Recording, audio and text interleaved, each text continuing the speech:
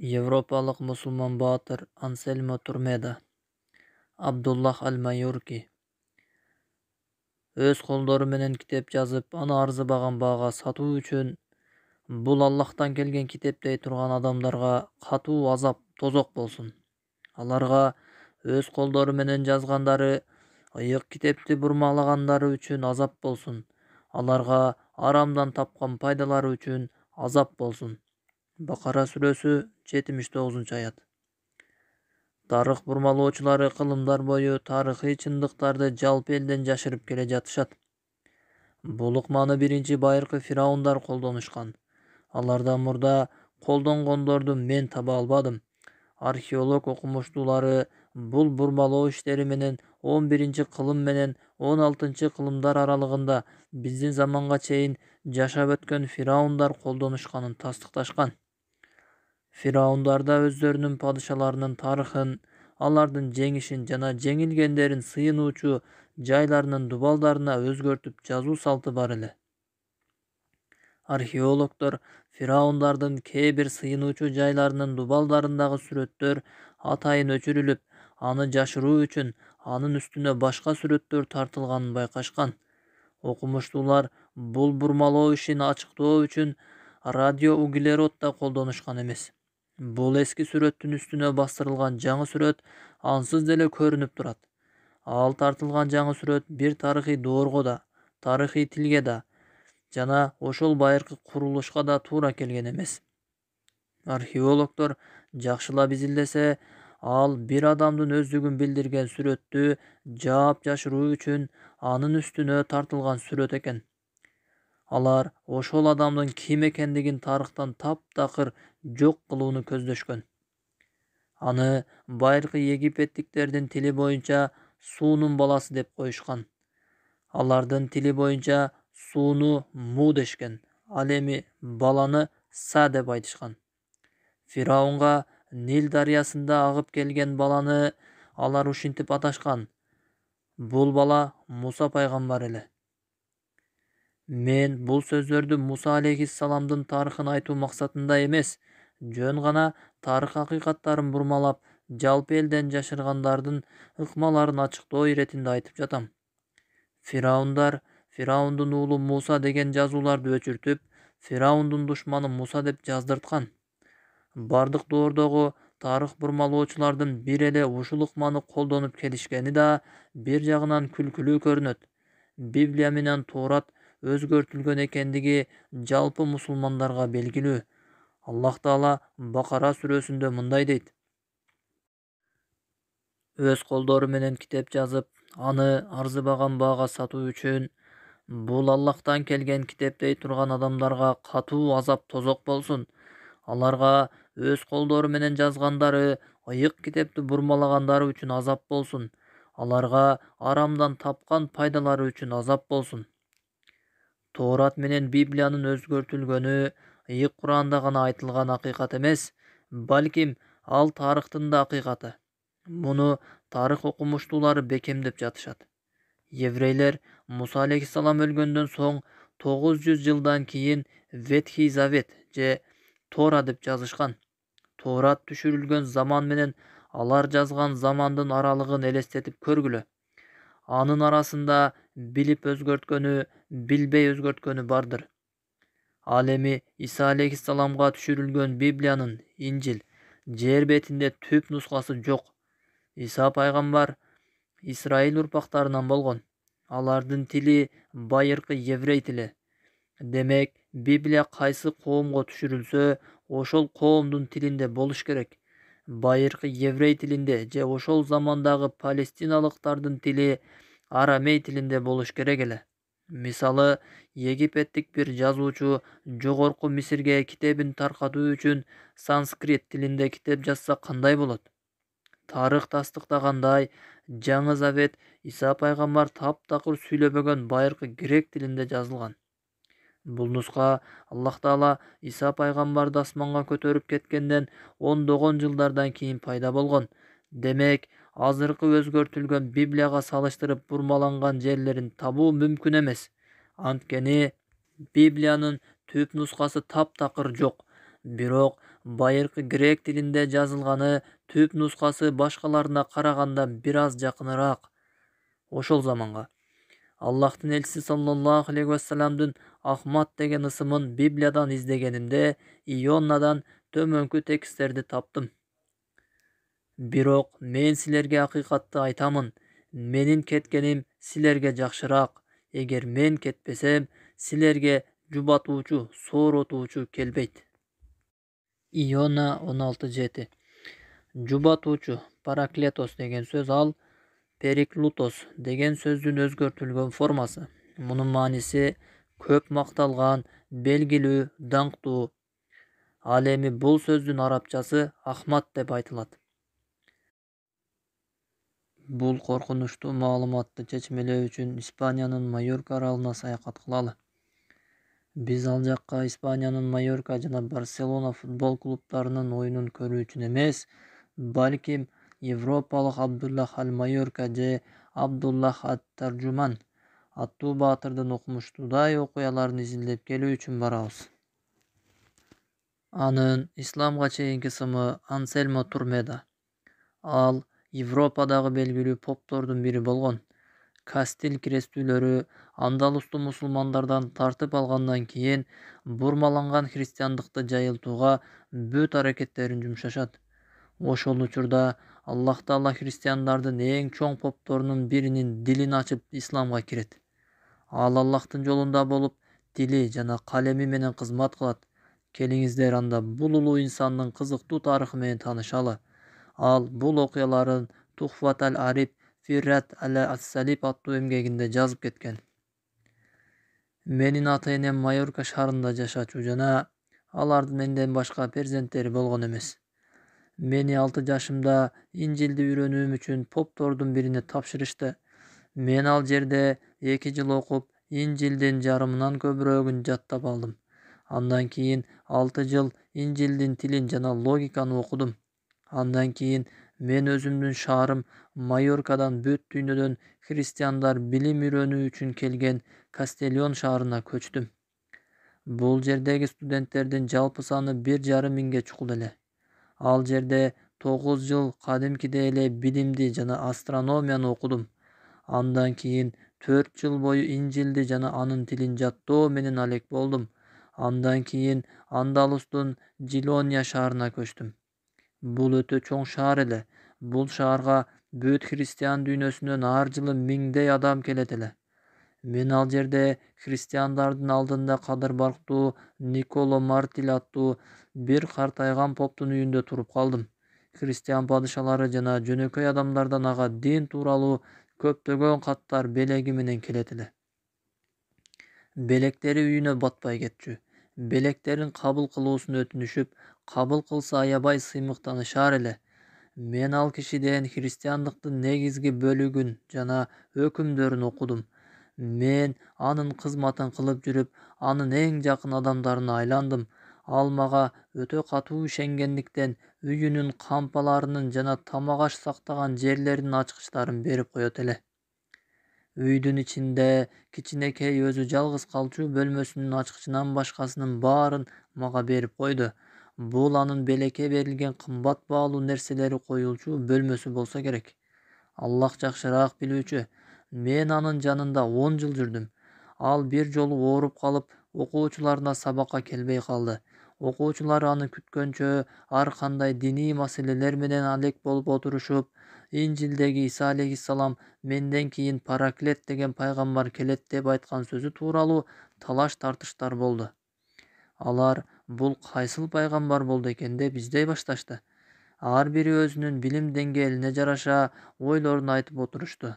Бул тууралуу көпкө талашып тартышып, бирок ким экендигин таба алышпай таркап кетишти. Мен ооруп жаткан Николого кайтып келгенимде, ал менден менин жоктугумда эмне менен алек болдуңар деп сурап калды. Мен ага Параклет тууралуу сөз болуп, ар кандай талаш тартыштар болгонун айттым. Ал менден сен эмне деп айттың деп сурады. Мен ага паланчанын Инжилди чечмелегендеги сөзүн айттым деп жооп бердим. Ал айтты: силер баарыңар туура эмес айтыпсыңар. Анткени бул касиеттүү ысымды эң чоң илимдүүлөр гана чечмелей алышат. Силерге чейин өтө эле аз илим келген. Мен анын бутуна жыгылып, буттарын өөп мындай дедим: Устатым, мен сизге атайын узактан келгенимди билесиз. 10 жыл кызматыңызда болдум. Мен сизден көп нерсени үйрөндүм. Мага кылган жакшылыгыңыздын бири катары бул ысымдын ким экендигин айтып бере аласызбы дедим. Картайган поп ыйлактап мени карады да: Уулум, Аллахка ант болсун, сен мага кылган кызматың жана берилгендигиң менен мен үчүн өтө кадырлуусуң. Бул кереметтүү ысымдын улуу пайдасы бар. Эгер сен аны айтып койсоң, христиандар ошол көз ирмемде келип сени өлтүрүп кетишет. Мен ага мындай дедим: Устатым, Аллахка ант болсун, Инжилди жана аны алып келгендин урматы менен айтамын. Мен аны эч кимге айтпаймын. Сиз буйруганды гана айтамын. Ал мага мындай деди: Уулум, сен шаарыңдан мага келген күнү мен сенден исламга болгон жек көрүүң кандай экенин билүү үчүн сенин шаарың мусулмандарга жакын беле, силер аларга кол салат белеңер же алар силерге кол салышат беле деп сураганмын. Уулум, билип алгын, Параклет бул Мухаммад пайгамбардын ысымдарынын бири. Ага Даниял пайгамбар айткан 4-чү китеп түшүрүлгөн. Бул китеп ага түшүрүлөт. Анын дини акыйкат дин болот. Анын коому Инжилде айтылгандай ак нурдуу коом болот. Ошондо мен ага мындай дедим: О устатым, христиандардын дини тууралуу эмне дейсиз? Ал айтты: Уулум, эгер христиандар Исанын биринчи динин тутунушса, анда Аллахтын дининде болушат эле. Анткени Иса жана башка бардык пайгамбарлардын дини Аллахтын дини. Бирок алар өзгөртүшүп капыр болушту. Мен: О устатым, мындан кандай кутулса болот? Николо: Уулум, ислам динине кирүү менен. Мен: ага кирген кутулабы? Никола: Ооба, бул жалган дүйнөдө да, акыретте да кутулат. Мен: акылдуу адам өзү билген нерсенин эң жакшысын тандайт эмеспи? Сиз ислам дининин артыкчылыктарын билет экенсиз, аны кабыл кылуудан эмне тосуп жатат? Николо: Уулум, Аллах Таала мен сага айтып берген исламдын артыкчылыгын, мусулмандардын пайгамбарынын кадыр баркын мен жашым өтүп, картайып, денемде күч калбай калганда билдирди. Эгер сендей кезимде туура жолго багыттаганда, мен баарын таштап, акыйкат динине өтөт элем. Бул дүйнөнү сүйүү бардык жамандыктардын башаты. Менин христиандардын алдында улуу кадыр баркка, бийик даражага ээ экенимди көрүп турасың. Эгер алар менин ислам динине ооп баратканымды байкап калышса, дароо эле өлтүрүп коюшат.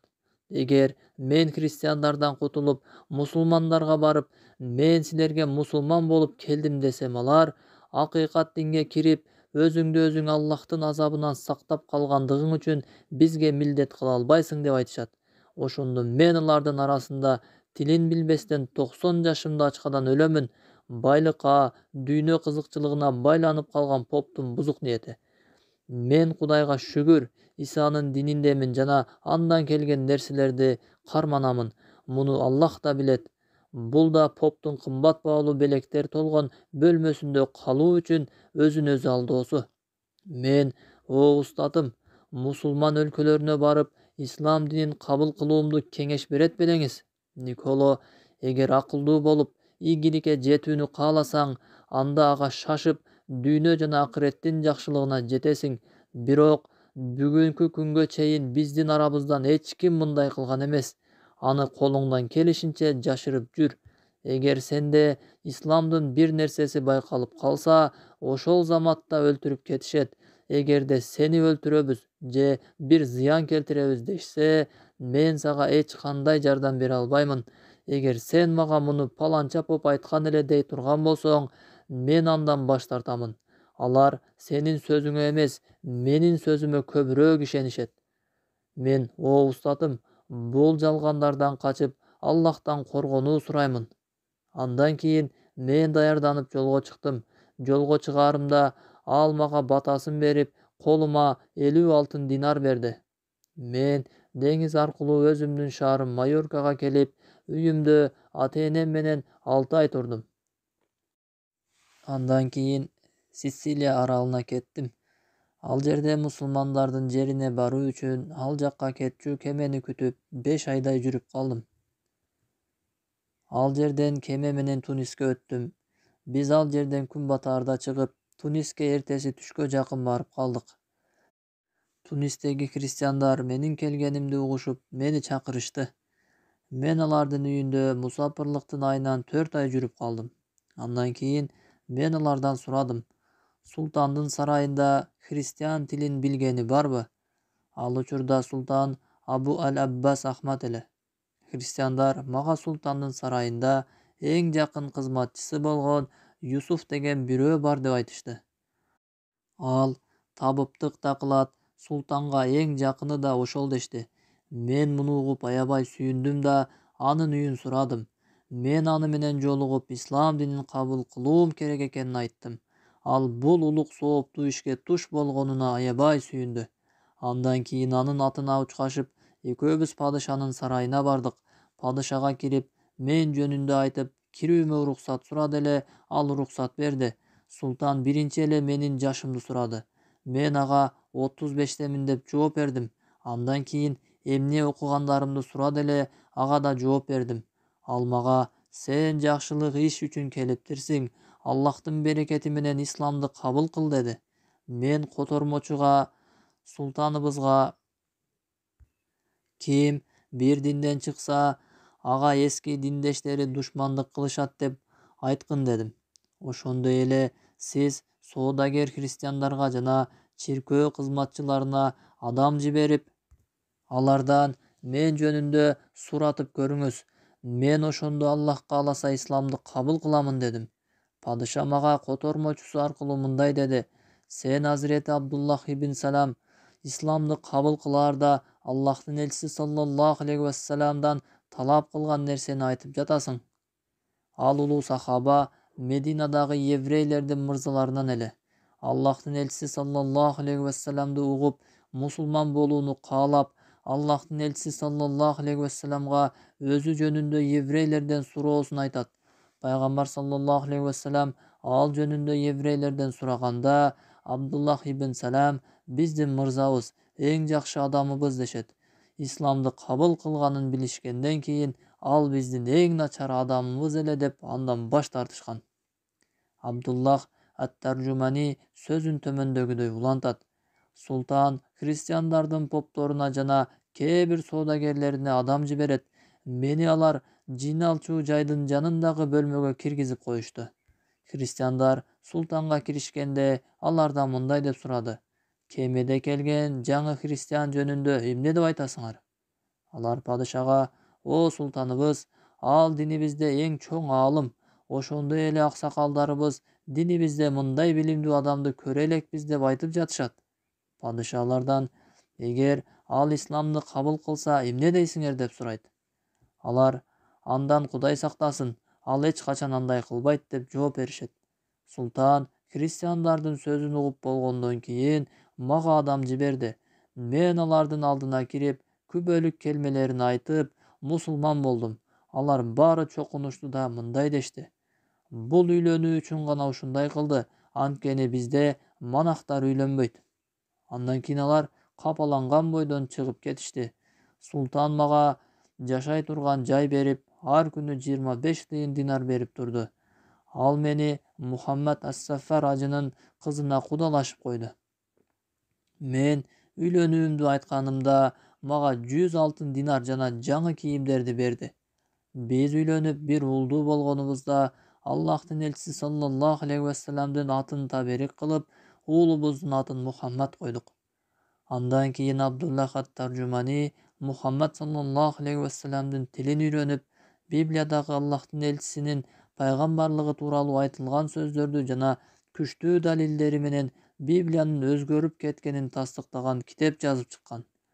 Эки динди салыштыруучуларга кылымдар бою кызмат кылып жаткан Тухфат аль-Ариб фи Аррат ас-Салиб аттуу эмгегин таштап кеткен. Ал 1423-жылы Тунисте каза болгон.